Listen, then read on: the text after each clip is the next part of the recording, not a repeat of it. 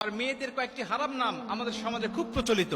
ইসলাম এই নামগুলোকে হারাম করেছে, অথচ এই নামগুলো আমরা খুব আগ্রহ করে রাখার চেষ্টা করি। এই নামগুলো যদি থাকে তাহলে আজকে চেঞ্জ করে ফেলবেন, কারণ ইসলাম হারাম করেছে। এর মধ্যে প্রথম নম্বর রয়েছে রিয়া। রিয়া মানে হলো লোক দেখানো। এই রিয়া যদি কোনো মানুষের ইবাদতের মধ্যে থাকে, ওটা ইবাদতই নষ্ট হয়ে যায়। রিয়া শব্দের আরেকটি অর্থ হলো অহংকার, অহনিকা। এটা যদি বাস্তব জীবনের উপরে প্রভাব পড়ে, বিশ্বনবী বলেছেন মানুষের নামের অর্থ, নামের প্রভাব তার বাস্তব জীবনের উপরে প্রভাব পড়ে, যার কারণে এটা দুনিয়া আখিরাত ভালো নাম হলে উজ্জ্বল করে দেয়, যদি এটা খারাপ নামের অর্থ বহন করে তাহলে দুনিয়া আখিরাত নষ্ট করে দেয়। এই জন্য অর্থবোধক নাম আমাদের রাখতে হবে। রিয়া নাম এটা রাখা যাবে না। দ্বিতীয় নম্বর হলো আসিফা। আসিফা নামের অর্থ হলো সে আফসোসকারী নারী। আফসোসকারী নারী বা হতাশাময় নারী। আফসোসকারী এই অর্থ যদি তার বাস্তব জীবনের উপর প্রভাব পড়ে, সারা জীবন তার আফসোস করতে যাবে, হতাশাময় জীবন তার কাটবে। এই জন্য আসিফা নামটা এটা রাখা যাবে না। 3 নম্বর যে নামটি রয়েছে সেটা হলো মান্তাসা। এটা বর্তমান সময়ে খুব জনপ্রিয় একটি নাম, মানুষেরা খুব আগ্রহ করে রাখে। আগ্রহ করে রাখার পিছনে একটি কারণ আছে, সেটা হলো এর আবিধানিক যে আরবি অর্থটা আছে এটা আমরা অনেকেই জানি না।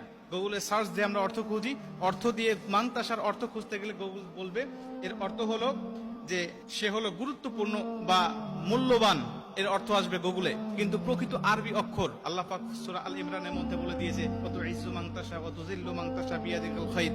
এর আবিধানিক আরবি অর্থ হলো, এর অর্থ হলো যে তুমি যা ইচ্ছা তাই করো, তুমি যা ইচ্ছা তাই করো। আল্লাহ পাক বলেন আমি যাকে ইচ্ছা সম্মান দান করি, যাকে ইচ্ছা আমি আল্লাহ পাক ইচ্ছা দিয়ে দান করি। এজন্য আল্লাহ পাক বলছে কত ইজ্জু মান্তাসা ওয়া তুযিল্লু মান্তাসা। এই মান্তাসাটা আমরা এটাকে ব্যবহার করি খুব ভাবি যে আরবি কোরআনের মধ্যে আছে নামটা, কোরআনে থাকলেই যেটা ব্যবহার করতে হবে বিষয়টা এমন নয়। কোরআনে খিনজিরের কথাও রয়েছে, এটা তো মানুষ ইচ্ছা করে এই নামগুলো রাখবে না। অতএব অর্থটা কোনটা হয় এটা আমাদের খেয়াল রাখতে হবে। 4 নম্বরে যে নামটি রাখতে আমাদের সমাজে দেখা যায় খুব, সেটা হলো মাসুমা। মাসুমা হলো চির নিষ্পাপ বা যার কোনো গুনাহ নেই, চির নিষ্পাপ। এটা কোনো মানুষ হতে পারে না, নবীরা ছাড়া। একমাত্র চির নিষ্পাপ, যার কোনো গুনাহ নাই, একমাত্র নবীরা। মানুষের কম বেশি গুনাহ থাকবে। অতএব এই নামের অর্থের দিক বিবেচনা করে উলামা একরামগণ, মুফাসসির, মুহাদ্দিসগণ বলেন যে এই নামটিও রাখা যাবে না। 5 নম্বরে যে নামটি সেটা হলো মারিদা বা মারিদা। এই মারিদা শব্দের অর্থ হলো অসুস্থ, অসুস্থ, রোগা। সে সবসময় অসুস্থ হয়েই থাকে, এরকম একটি অর্থ বহন করে। অতএব এর অর্থের প্রভাবটাও যদি মানুষের জীবনের উপরে পড়ে তাহলে সে সবসময় অসুস্থ হওয়ার সম্ভাবনাই বেশি থাকবে। নবীজি বলছে নামের অর্থ এর প্রভাব মানুষের উপরে পড়ে। 6 নম্বরে আরেকটি নাম সেটা হলো সাহেরা। সাহেরা এই নামটিও অনেকের দেখা যায়। অনেকে বলেন যে ইব্রাহিম আলাইহিস সালামের স্ত্রীর নাম ছিল সাহেরা। না, আসলে ওনার নাম ছিল সারাহ বা সারাহ, এই নামটি তার ছিলেন। অতএব সাহেরা অর্থ হলো জাদুগ্রস্ত নারী, যে জাদু করে এমন নারী।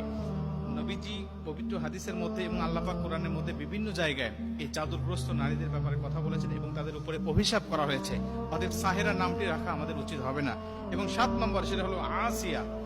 আসিয়া আর আসিয়া দুইটা নামের মধ্যে পার্থক্য আছে। একটা হলো হামজা দিয়ে, একটা আইন দিয়ে। আসিয়া শব্দের অর্থ হলো শান্তি স্থাপনাকারী নারী। সেটা হলো ফিরাউনের স্ত্রীর নাম আমরা জানি, একজন মহিষী নারী ছিলেন। এই নামটি রাখা যাবে, কোনো সমস্যা নেই। কিন্তু আসিয়া আইন দিয়ে যদি কেউ রাখতে চায় এর অর্থটা নাফরমান, নাফরমান বা অস্বীকারী। অতএব এই আসিয়া এই নামটি রাখা যাবে না। আসিয়া হামজা দিয়ে আপনি বললে কোনো সমস্যা হবে না, কিন্তু আইন দিয়ে বলা যাবে না। এই নামগুলো যদি কারোর মধ্যে থাকে এগুলো চেঞ্জ করে নিতে হবে।